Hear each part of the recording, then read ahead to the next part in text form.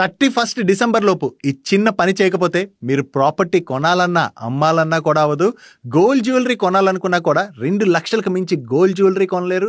మీ bank అకౌంట్లోని 50,000కు మించి cash deposit చేయలేరు. Even మీరు స్టాక్ మార్కెట్ ఆర్ మ్యూచువల్ ఫండ్స్లో ఇన్వెస్ట్ చేయాలన్నా కూడా మీరు ఇన్వెస్ట్ చేయడం అవ్వదు.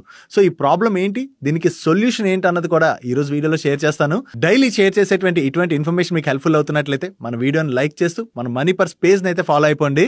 Government of India pan Aadhaar రెండు లింక్ చేసుకోవాలని చాలా కాలం నుంచి చెప్తుంది కదా. సో ఈ పాన్ ఆధార్ లింకింగ్ యొక్క డెడ్ లైన్ ఈ డిసెంబర్ 31.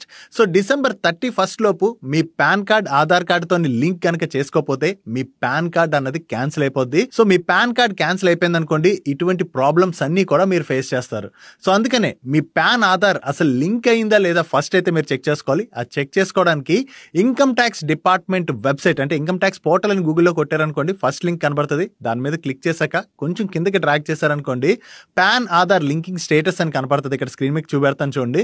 సో దాని మీద క్లిక్ చేసి మీ Aadhaar number PAN number enter చేశారనుకోండి, లింక్ అయి ఉంటే ఆల్రెడీ లింక్డ్ అని మీకు వస్తుంది అక్కడ మెసేజ్. ఒకవేళ లింక్ అయి లేదనుకోండి, మళ్ళీ బ్యాక్ వచ్చేసి కొంచెం కిందకి డ్రాగ్ చేశారనుకోండి, పాన్ ఆధార్ లింక్ అని ఒక ఆప్షన్ కనబడుతుంది.